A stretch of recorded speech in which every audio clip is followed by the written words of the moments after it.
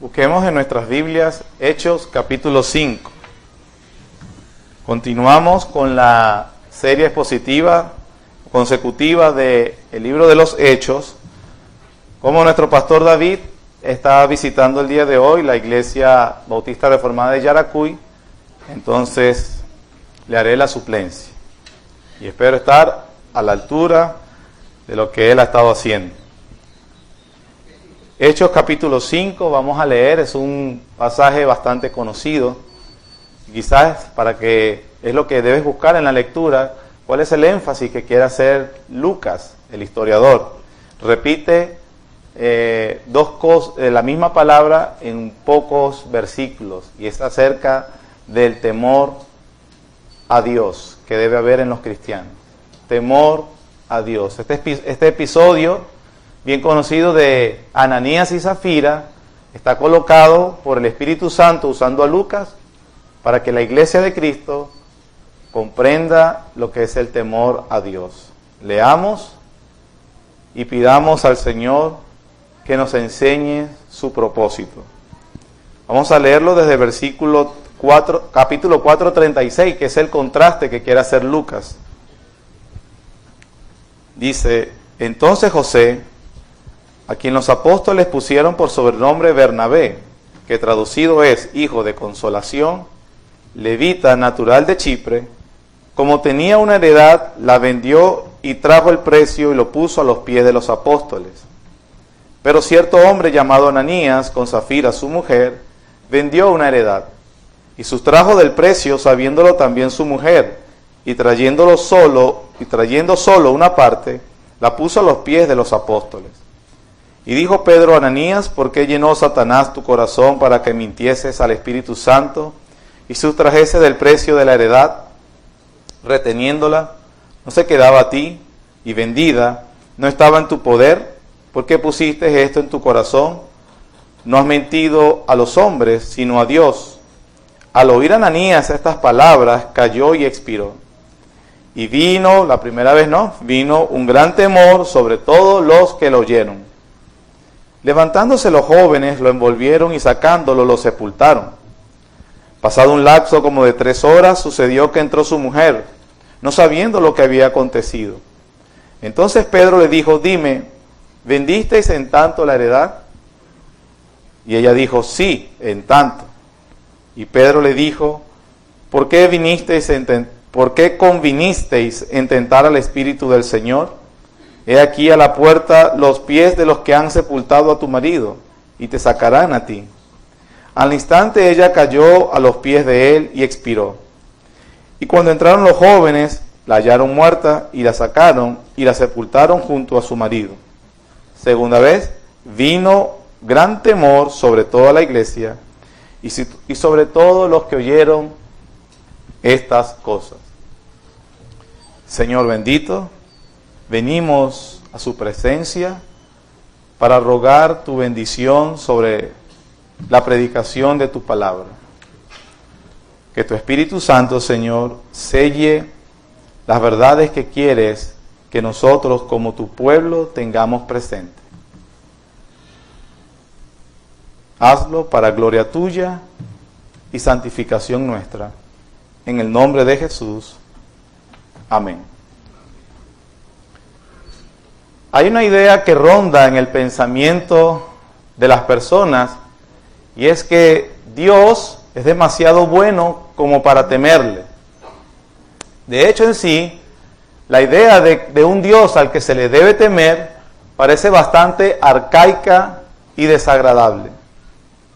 Pero este pensamiento, que es muy común, ¿se ajusta verdaderamente a lo que Dios enseña en su palabra? ¿Qué dice la Biblia sobre el temor a Dios? ¿Es correcto que temamos a Dios? ¿Deberían los cristianos temer a Dios? ¿O es solo algo para los incrédulos? ¿Es Dios realmente tan bueno, tan bondadoso, que no deberíamos temerle?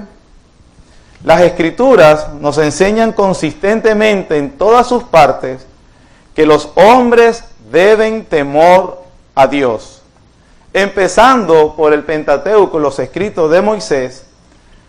Moisés le escribió al pueblo de Israel en Deuteronomio 4, versículo 10. Por tanto, guárdate y guarda tu alma con diligencia para que no te olvides de las cosas que tus ojos han visto, ni se aparten de tu corazón todos los días de tu vida. Antes bien, las enseñarás a tus hijos y a los hijos de tus hijos.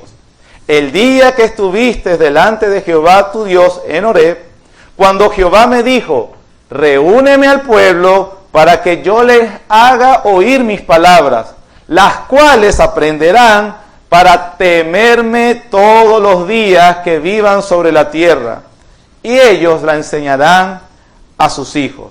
¿Para qué Dios reúne a su pueblo? Para que escuche su palabra, para que aprendan a temerle.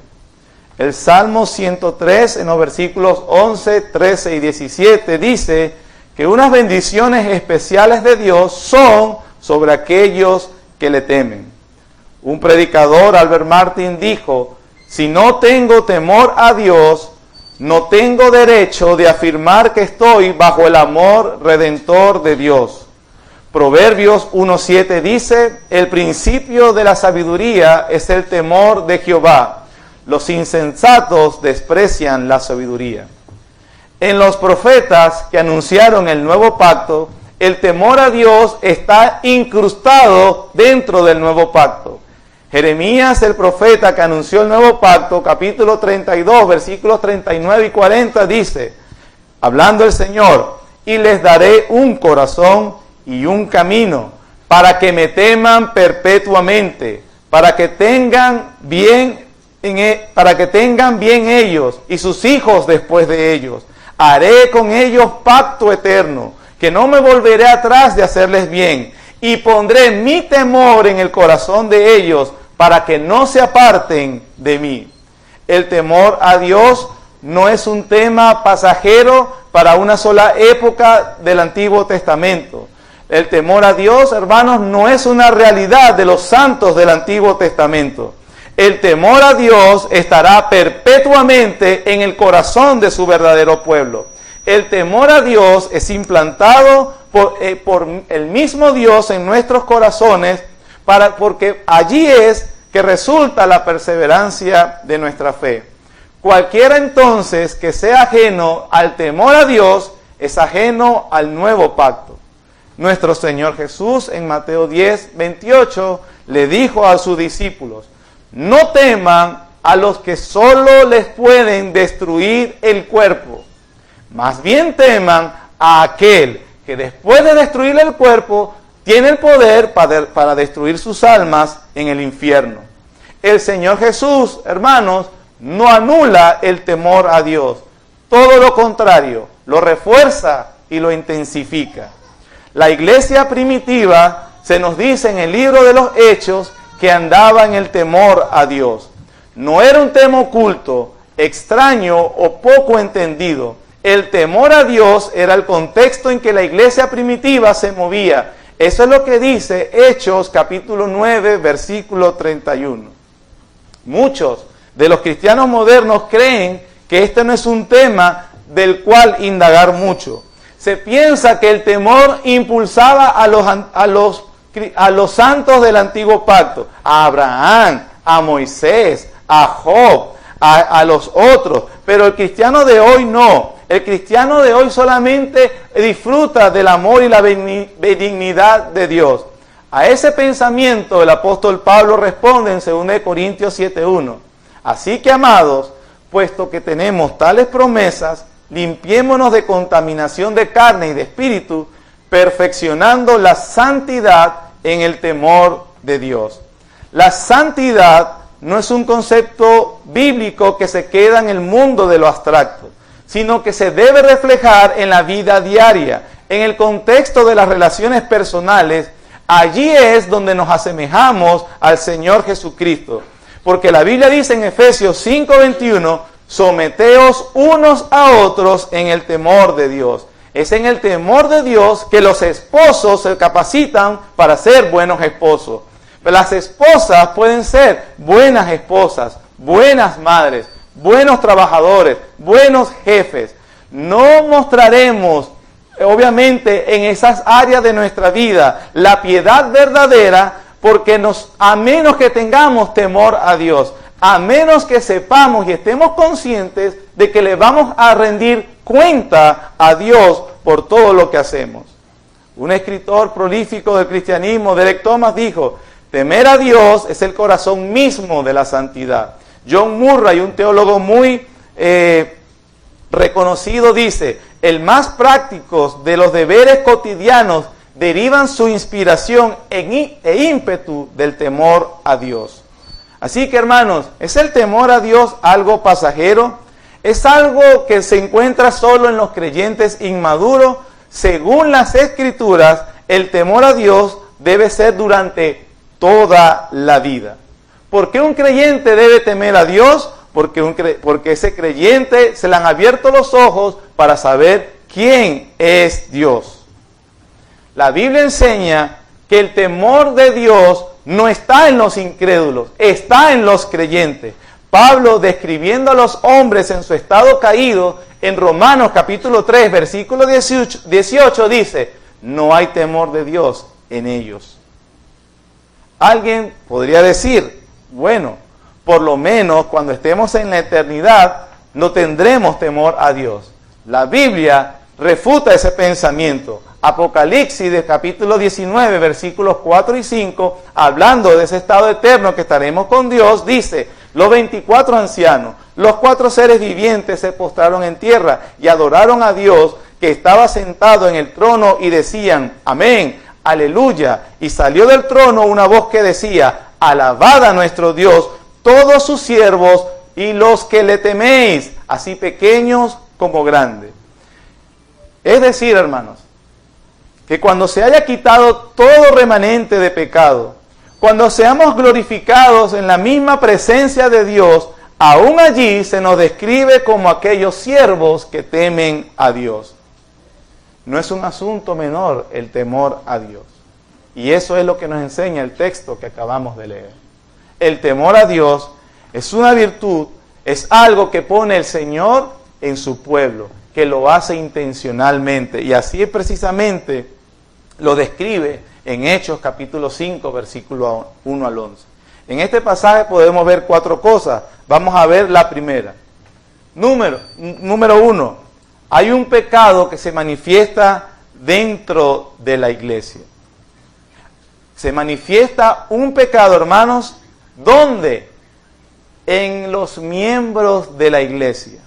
Lucas nos ha estado mostrando o narrando las bendiciones que se experimentó en los inicios de la iglesia. Ha estado hablando de la comunión de los hermanos, ha estado hablando de cómo se ayudan unos a otros, ha estado hablando de la llenura del Espíritu Santo, ha estado hablando del denuedo y la intrepidez para predicar la palabra, y que los resultados y las cosechas son evidentes, y todo eso, por supuesto, debe tener animados y motivados a todos los creyentes.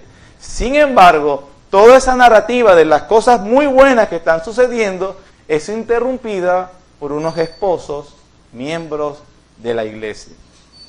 Dice el texto en el capítulo 5, versículo 1, Ananías y Zafira. El nombre Ananías significa Jehová ha favorecido. Zafira significa gema. Es el nombre de la gema, que significa preciosa o bella. Pero a pesar de sus nombres, estas dos personas no hacían honor a sus nombres. No era ni bella ni preciosa. Y él no había sido favorecido por Dios. Lucas presenta un contraste obvio entre la gracia y la misericordia que obraba Dios a través de Bernabé. Les decía que estamos hablando del contraste entre Ananías y Zafira, los esposos, el matrimonio judío que era miembro de la iglesia de Jerusalén, y la bendición de tener otro miembro como era Bernabé. Dice el versículo, capítulo 5, versículos 1 y 2. Pero cierto hombre llamado Ananías, con Zafira su mujer, vendió una heredad y sustrajo del precio, sabiéndolo su mujer, y trayéndolo y trayendo solo una parte, la puso a los pies de los apóstoles. Hasta el momento, el hecho de que Ananías haya decidido voluntariamente vender esa heredad, esa herencia, ese terreno, esa casa, ese inmueble, o sea lo que sea que Ananías tenía, no pasa nada malo. También no pasa nada malo de que él haya decidido en primera instancia dar una parte del dinero y no tener que darla toda. Pues eso es lo que dice Pedro, de que ningún creyente, y Lucas también lo confirma, que ningún creyente para ese momento estaba obligado a vender sus propiedades y entregar toda la cantidad de dinero que tuviera para los apóstoles. Todas estas cosas o este proceder de Ananías hasta el momento es voluntario. Él decidió hacerlo, nadie se lo estaba imponiendo. Sin embargo, en el versículo 2, Lucas utiliza de manera intencional una palabra, un verbo que comienza a dilucidar cuál es la intención verdadera de Ananías. Versículo 2, y sustrajo del precio. El verbo que se usa aquí en español es sustraer, que significa apartar o separar algo. Como dije ahorita, eso no era malo. Ananías no estaba obligado a entregar todo el precio de la heredad.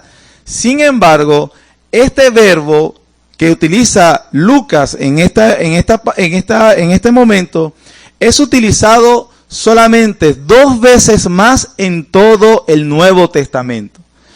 Una segunda vez es en el versículo 3, que vuelve a ser traducido como sustraer. Y otra vez es en Tito capítulo 2, versículo 10, que significa o se traduce también como robar o también como defraudar. En el Antiguo Testamento, este verbo, la versión griega, la Septuaginta, se utiliza para hablar del pecado de Acán en Josué capítulo 7:1. Aquellos que conocen la historia recuerdan que Dios le había dicho que no tomaran nada del botín porque era dedicado a Dios, y Acán tomó algo que no le pertenecía y Dios lo juzgó, derrotó, el pueblo sufrió una derrota, el pueblo de Israel se sintió anonadado. ¿Por qué no mandaste a la guerra? Y perdimos y murió tanta gente, y Dios le dijo a Josué, porque hay un anatema dentro del campamento. Acán había tomado lo que no era de él. Lo cierto entonces que el verbo sustraer que utiliza Lucas en el versículo 2 tiene la connotación de algo clandestino, algo solapado. Tiene la connotación de algo malicioso, algo que se hace a escondida para que nadie sepa. El problema es, hermanos, que ese tipo de pecados no vienen solos.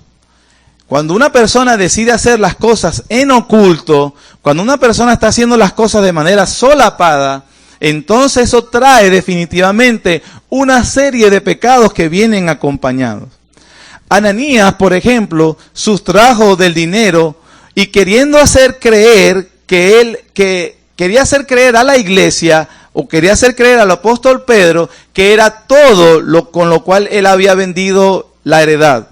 Eso es, obviamente, engaño y mentira.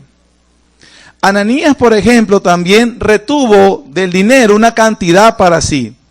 Él no quería desprenderse del dinero. Probablemente la había vendido y cuando tenía el dinero y iba en camino, se dio cuenta, esto como que es mucho para los apóstoles. Y entonces empezó y él no simplemente no había quitado su amor al dinero. Él deseaba más para sí mismo. Eso evidentemente es avaricia y codicia. No solamente cayó en el pecado del engaño y la mentira, sino la avaricia y la codicia. Lucas nos dice, antes de lo de Ananías, que Bernabé fue reconocido por ser muy generoso y dadivoso. Que había sido reconocido por ser un hermano piadoso que amaba a los demás, y que de alguna forma la iglesia y los mismos apóstoles lo reconocían como un hijo de consolación. Esto nos dice que entonces Ananías y Zafira querían el reconocimiento de los apóstoles y de la iglesia, y eso se llama envidia. Ahora, al mismo tiempo tenían un afán por ser reconocidos. Ellos estaban ansiosos por ser aplaudidos. Ellos querían que los reconocieran como miembros de la iglesia súper generosos. Ellos querían que fueran reconocidos como muy piadosos, lo cual era mentira. Y eso también conlleva hipocresía. Eran entonces engañadores, mentirosos, avariciosos, codiciosos, envidiosos, hipócritas. No solamente eso. Ellos estaban voluntariamente ignorando lo que Dios venía haciendo en la iglesia. Y ellos venían viendo cómo la hermosura del evangelio estaba transformando a las personas. Ellos estaban voluntariamente ignorando el poder de Dios. Eso se llama menospreciar la gracia de Dios.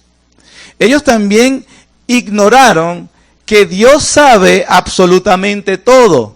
Eso se llama necedad.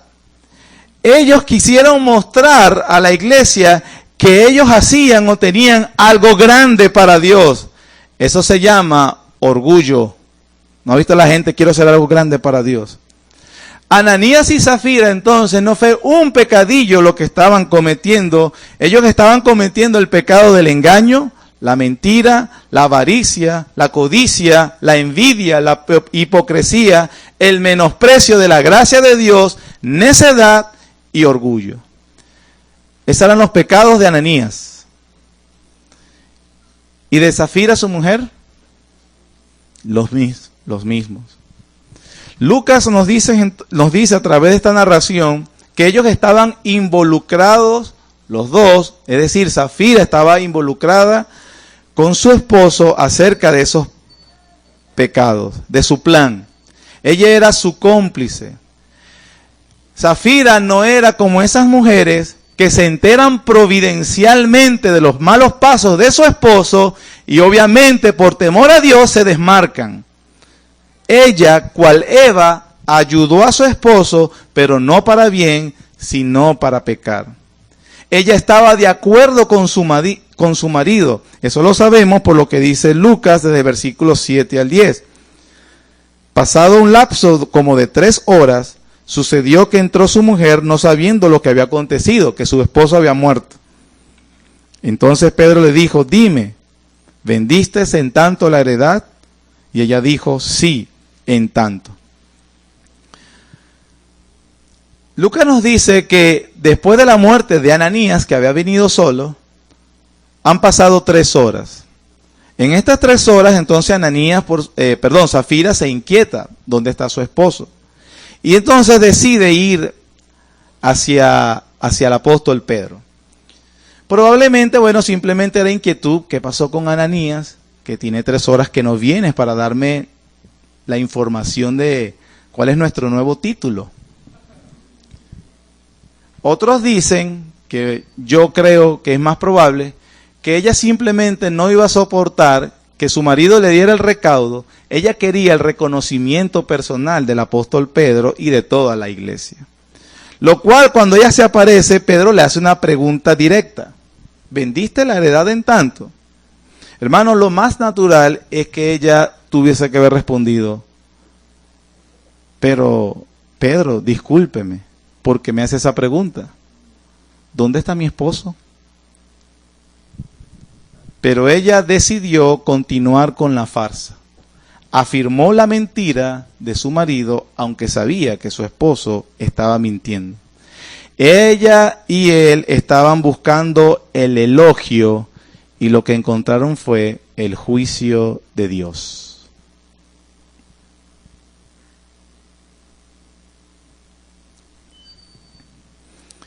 Este episodio, mis hermanos, nos enseña que por algún tiempo podemos engañar a los hombres, pero a Dios no lo engaña nadie.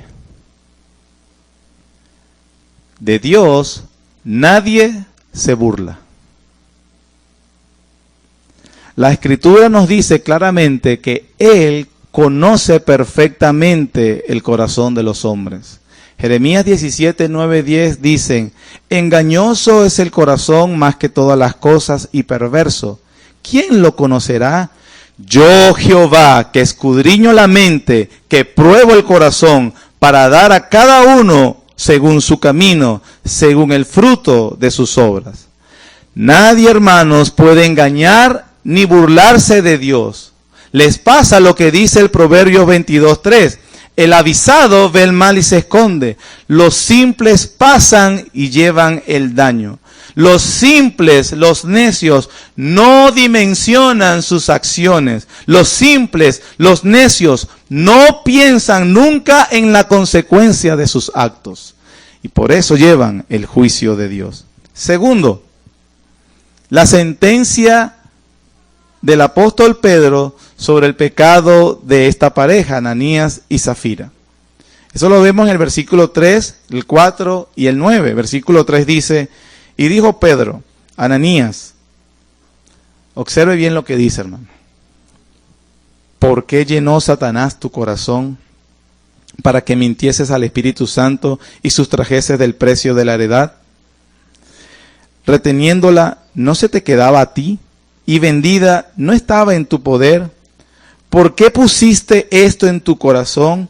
No has mentido a los hombres, sino a Dios. Versículo 9, que es con Zafira. Y Pedro le dijo, ¿por qué conviniste en tentar al Espíritu del Señor? He aquí a la puerta de los que están, de los pies de los que han sepultado a tu marido, y te sacarán a ti también. Pedro les pronuncia la sentencia a estos dos, a esta pareja, a través de una serie de preguntas, donde inclusive sus propios nombres, favorecido de Dios y belleza, su aparente piedad no fueron suficientes para defenderlo. Aunque Ananías trae el dinero hacia Pedro, Pedro, guiado por el Espíritu Santo, no lo aplaude. Más bien reconoce que definitivamente el proceder de Ananías no es íntegro. Con una serie de preguntas, él le hace ser consciente de que él es un miserable y es un vil pecador.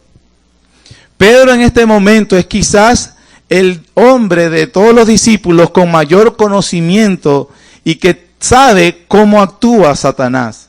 La pregunta que le hace le deja claro que había sido seducido completamente por Satanás, pero que al mismo tiempo Ananías es responsable porque abrazó la idea que le ofreció Satanás.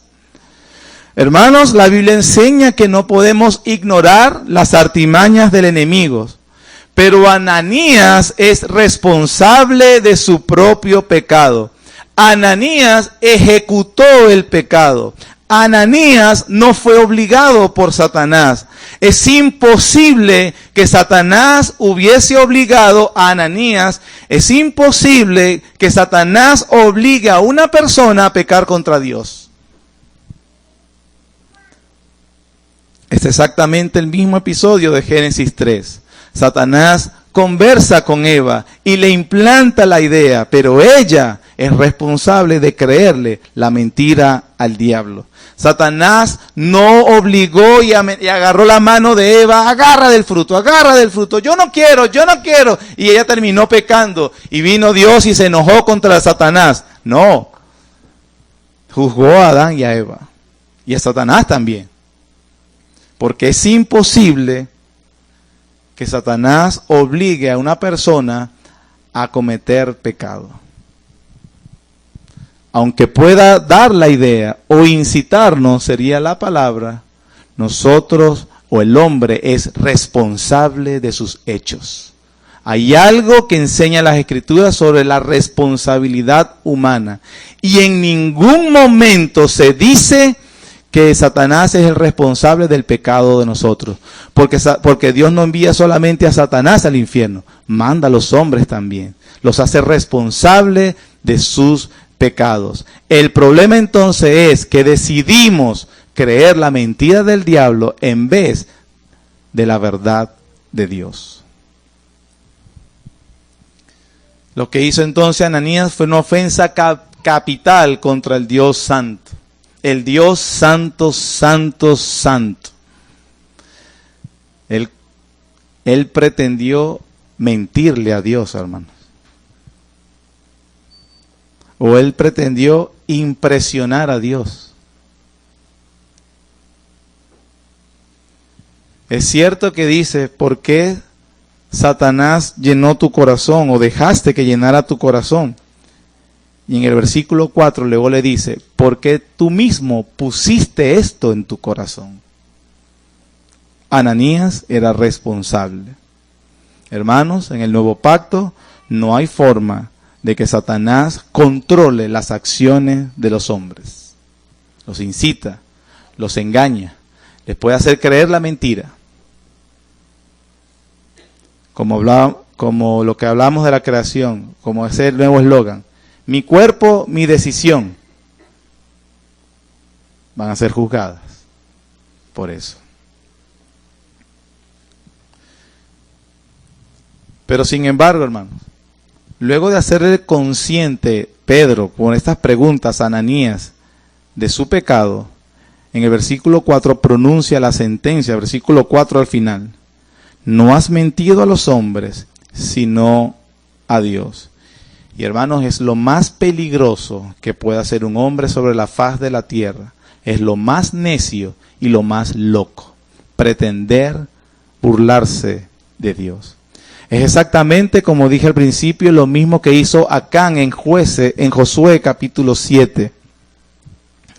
Y después de hacer eso, Acán llevó las consecuencias que cuando toda la congregación lo apedreó a él y a su familia. Y después de apedrearlos, los quemaron juntos. Para que aprendan a temer a Dios. Es exactamente lo que sucede aquí. Cuando Pedro le dice la sentencia y le descubre su pecado, insofacto muere. Y dice Lucas, y todos los que lo oyeron temieron. Ananías había sido puesto por Dios como esposo de Zafira para santificarla. Y en vez de santificarla, la animó a la condenación. Hermanos, esposo, cuando tú pecas, tú rendirás cuenta a Dios y más nadie. Cuando tu esposa peca, ella va a rendir cuenta a Dios y tú también. Eva pecó primero y Dios buscó a Adán, porque había sido asignado por Dios para que guardara el huerto, para que se obedeciera la ley de Dios. ¿Te gusta ser el cabeza del hogar? Sí, ¿verdad? Si tu esposa peca, si tus hijos pecan, los que están bajo tu cuidado, ellos rendirán cuenta a Dios, tu esposa rendirá cuenta a Dios, tú rendirás cuenta a Dios. Pero ella obviamente no era inocente o simplemente arrastrada por Satanás o por su esposo. Ella se identificó con el pecado de su marido, lo que la hace tan culpable como su marido. Ella se complacía en el pecado de su marido y ellos juntos tentaron al Espíritu Santo. Llegaron muy lejos sin ningún temor de Dios y por supuesto llevaron el castigo. Tercero, vino el juicio después de la sentencia. En el versículo 5 dice que después de oír las palabras de Pedro, al oír Ananías estas palabras, cayó y expiró. En el versículo 6 dice, y levantándose los jóvenes le envolvieron y sacándolo lo sepultaron. En el versículo 10, hablando de Zafira, al instante ella cayó a los pies de él y expiró. Y cuando entraron los jóvenes, la hallaron muerta, la sacaron, la sepultaron junto a su marido. Ellos querían gloria de la iglesia. Tuvieron un entierro sin siquiera servicio fúnebre. Fue una ignominia lo que obtuvieron al tratar de engañar a Dios. Es posible que alguien se lea esto y se pregunte, oye, pero esto me parece como muy drástico, como muy dramático. Solamente sustrajo de un dinero que era de él. Es decir, no tenía por qué hacerlo. Ahí habla también de la necedad del pecado. Si tú estás pensando así, tú entonces no comprendes lo que es la santidad de Dios y la respuesta de Dios hacia el pecado. Pues la Biblia enseña que cuando comenzó el culto en el antiguo pacto con los hijos del sacerdote Aarón, Nadab y Abiú, y no siguieron las instrucciones que Dios les dio en su palabra, Dios los mató ipso facto. Y le dijo a Aarón, su padre, no los llores, porque yo me santifico, obedézcanme. Cuando David se le ocurrió al rey David la idea de trasladar el arca de Jehová con unos bueyes porque era más cómodo, práctico, más fácil, y que Dios había determinado en su palabra que fuera llevada en hombros por sacerdotes levitas, había un soldado de David, Usa, que no era levita, cerca del arca. El arca tropezó, se fue a caer, y Usa lo que quiso hacer fue sostenerla. Y Dios, por ese atrevimiento, lo mató, ipso facto. La pregunta no es ¿por qué Dios mató a esos hombres, Ananías, Zafira, Nadab, Abiú y Usa? No es esa, hermanos. La pregunta es ¿cómo es posible que no te ha matado a ti? Que hemos hecho cosas peores que esa. Pero lo que dice entonces los versículos es que todos tuvieron temor. A pesar, hermanos, que es Pedro quien hace las preguntas, es Pedro quien hace la sentencia, es Pedro que habla con Ananías y Zafira, nosotros podemos ver que quien ejecuta la justicia es Cristo mismo. Porque eso es lo que dice Isaías 11, versículo 4, hablando del Señor, dice, y le hará entender diligente en el temor de Jehová. No juzgará según la vista de sus ojos, ni arguirá por lo que oigan sus oídos, sino que juzgará con justicia a los pobres, arguirá con equidad por los mansos de la tierra, y herirá la tierra con la vara de su boca, y con el espíritu de sus labios matará al impío. Aquí vemos a Cristo mismo ejerciendo su autoridad real en su iglesia. Cristo mismo entonces ejecuta la justicia, ejecuta sus juicios. El que está sentado a la diestra de la majestad de las alturas es el Señor de la iglesia. Él es la cabeza de la iglesia y Él no puede ser burlado.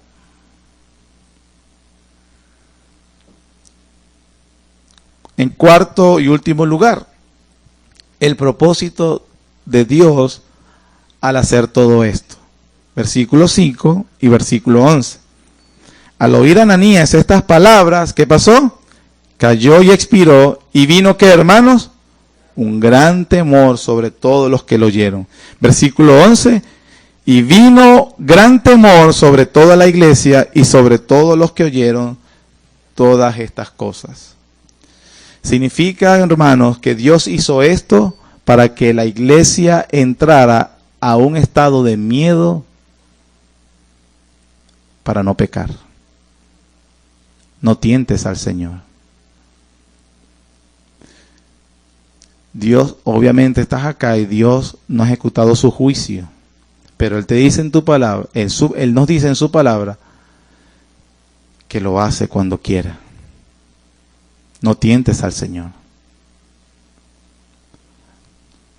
No estires la cuerda.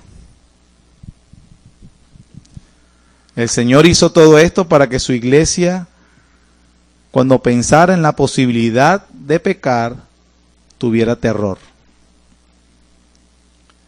Todo esto lo hace el Señor para limpiar y detener el remanente de engaño e hipocresía que todavía hay en su iglesia. El Señor es celoso y no quiere que el pecado se expanda a la iglesia. El temor a Dios en la iglesia se infunde, hermanos, con el juicio divino y también a través del conocimiento de la severidad de Dios. Cuando la iglesia conoce la severidad de Dios, crece en temor a Dios. Dios es celoso de su gloria y Él es, dice la Biblia, temible. Él disciplina a su iglesia. Como conclusión entonces, el propósito de Lucas, hermanos, con este episodio que acabamos de ver, es hacernos entender que la gracia del Señor, obrando a través del juicio que trae a la iglesia crezca en temor a Él. Los que se llaman cristianos deben estar invadidos por un profundo temor a Dios. Hebreos capítulo 12. Hebreos capítulo 12.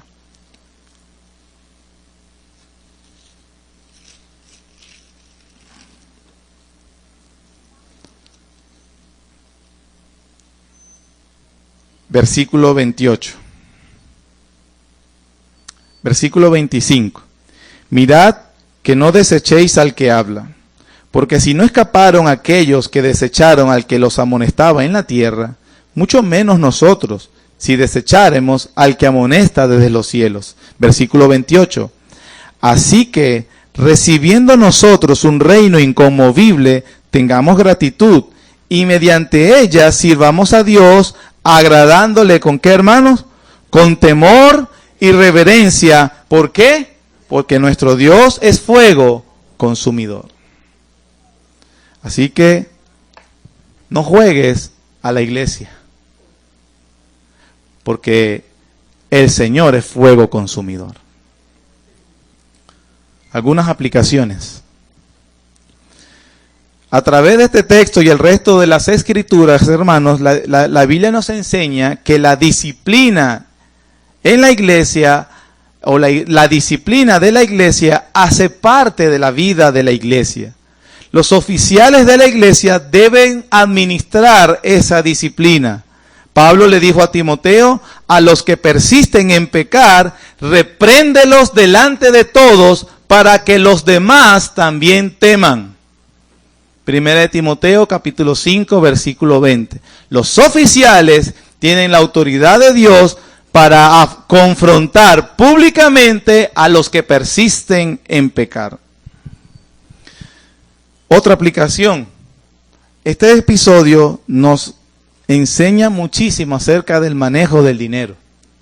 Tanto de lo que tenía Ananías y Zafira por el dinero, lo cual pretendieron engañar.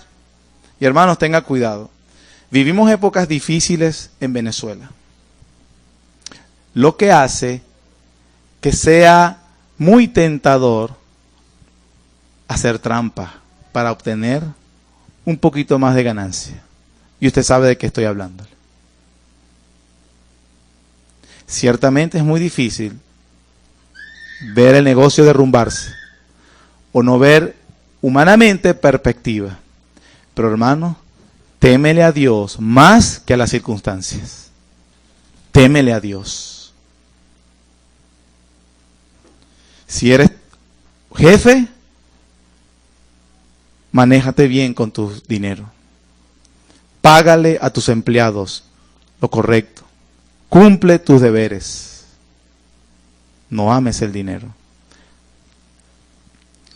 Pero también nos ayuda en la iglesia. Porque Ananías y Zafira evidentemente eran ricos. Eran gente pudiente. Y usted sabe lo que pasa con la gente pudiente. ¿Verdad? Es fácil. Venga, siéntese aquí. ¿Cómo lo puedo ayudar? Pedro era pobre. Y vemos a Pedro no dejándose influenciar porque una pareja de dinero quisiera manipular cosas a sus antojos. La actitud de Pedro nos habla mucho de también a veces cómo vemos el dinero. ¿Cuánto dinero cree que había? Independientemente de que había sustraído, definitivamente era cuantioso. Probablemente Pedro, como alguien hoy pudiera decir, eso enriquece y empobrece a cualquiera. Pero como dijo Pablo también a un mago que quiso comprar la gracia de Dios con dinero, tu dinero perezca contigo. Porque no tienes arte ni parte en los asuntos del Señor. Este episodio se aplica a nosotros también, hermanos, que agradecemos al Señor por los Bernabés. No todos los ricos eran como Ananías y Zafira, hipócritas, mentirosos, envidiosos, vanagloriosos, manipuladores, incrédulos, llenos de Satanás, y dentro de la iglesia todo eso. Porque Lucas también nos dice que habían Bernabés, hijos de consolación. Gloria a Dios. Porque nosotros hemos visto cómo hermanos ayudan a otros. O hemos sido ayudados, mejor dicho. Gloria a Dios por esos Bernabés. Que aquellos que con sus bienes son tan generosos y son hijos de consolación. Quiero decirte, amado hermano, continúa, como dijo Pablo, abundan en eso más y más. Pero ojo, examina tu corazón. ¿Cuáles son tus intenciones a la hora de hacerlo?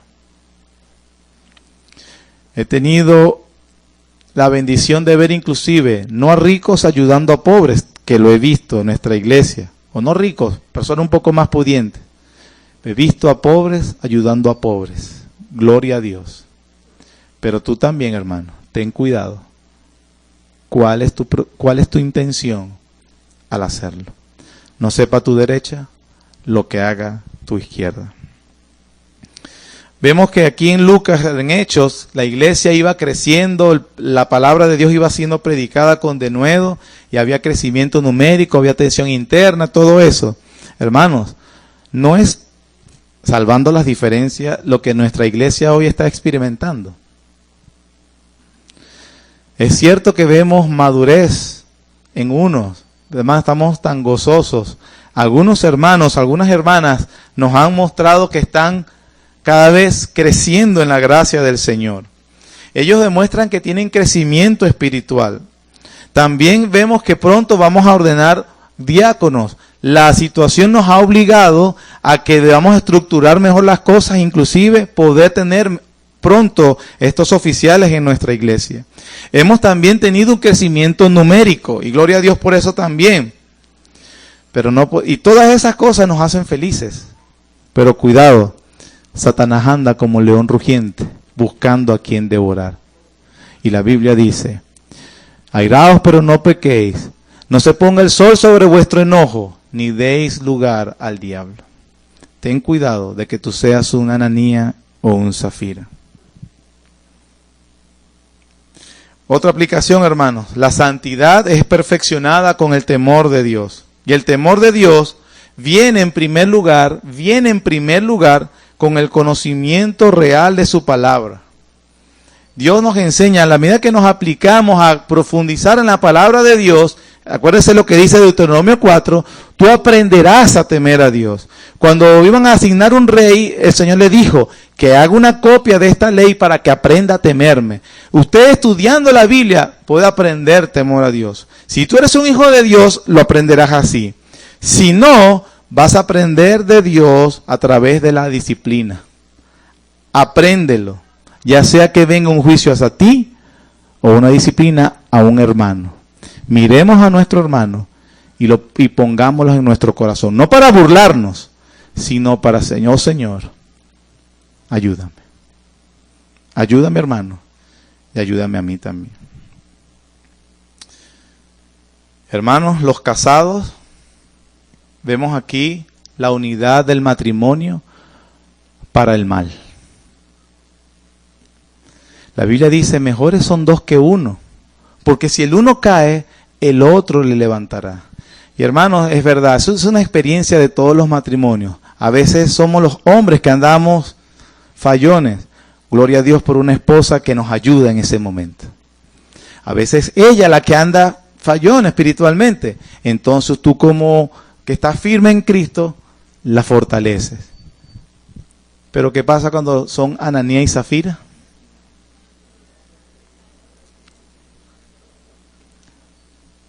Juntitos para el infierno los dos. El esposo, dice la Escritura, debe santificar a su esposa. La esposa, hermanos, debe ayudar a su marido, sometiéndose y no siendo una fuente de irritabilidad. Es fácil, hermana, ser una fuente de irritabilidad. Que el Señor te guarde. Y ojo, marido, Dios te va a pedir cuenta a ti por los pecados de ella y los de tus hijos. Que el Señor nos ayude en su temor. Para aquellos que no son cristianos, y me escuchas, si hay alguno,